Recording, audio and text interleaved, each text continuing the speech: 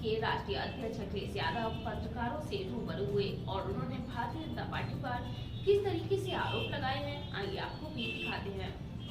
साधुवाद सभा में लोगों का धन्यवाद ज्ञापित करने के लिए पहुंचे समाजवादी पार्टी के राष्ट्रीय अध्यक्ष पत्रकारों से रूबरू हुए। पत्रकारों से रूबरू होते हुए उन्होंने भारतीय जनता पार्टी को लेकर बड़ा बयान दिया है। उन्होंने कहा है कि जो भारतीय जनता पार्टी झूठ और नफरत की राजनीति करती है उसके दिन अब लग गए हैं। नकारात्मक जो राजनीति करते हैं जनता उनका इसी तरह सफाया करेगी। डॉक्टर लोहिया और अंबेडकर की विचारधारा को समाजवादी लोग और आगे लेकर जाएंगे। झूठ, बेरोजगारी और महंगाई करने वाले अब इसी तरीके से उनका सफाया होगा। इस जीत से समाजवादी पार्टी विचारधारा को एक नई ऊर्जा मिली है।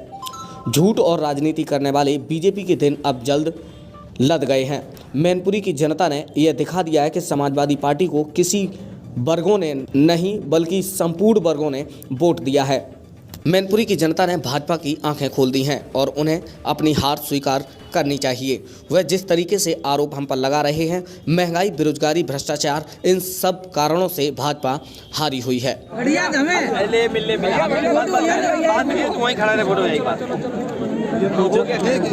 एक सवाल है,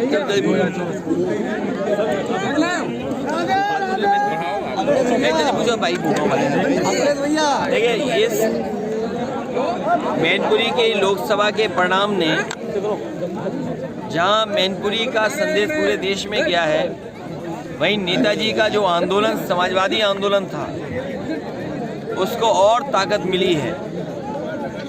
जो भारतीय जनता पार्टी झूठ की, शोषण की राजनीति करती थी, उसके दिन लद गए। अब जनता ने बता दिया है कि झूठ की राजनीति करने वाले लोगों के दिन अब नहीं हैं और नकारात्मक जो राजनीति करते हैं उनका जनता इसी तरह सफाया करेगी।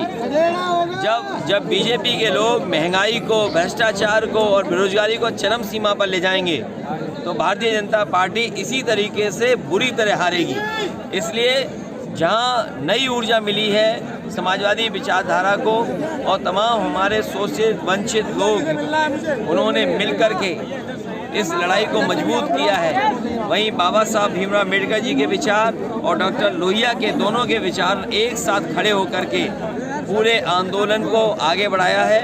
इस आंदोलन को और ऊर्जा यहाँ से मिलने जा रही है। अध्यक्ष जी हमेशा भोगांव से हारते रहे, पहली बार भोगांव से जीत मिली है अच्छे वोटों से। क्या लगता है कि ये बीजेपी का वोटर था या बसपा का वोटर आया आपकी तरफ? मैं ये कह सकता हूँ, क्योंकि बूथ का अगर हम समीक्षा करेंगे तो कोई वर्ग नहीं बचा जिस वर्ग ने समाजवादी पार्टी का समर्थन न किया हो।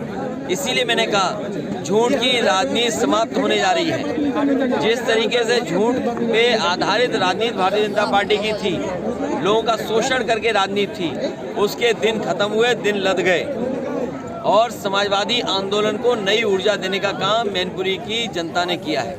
क्या मैसेज जाएगा जो इस चुनाव का पूरा देश में 24 के लिए? एक है समाजवादी पार्टी और कार्यकर्ता नेताओं को, जहां मैनपुरी के मतदाताओं ने एक नई ऊर्जा दी है।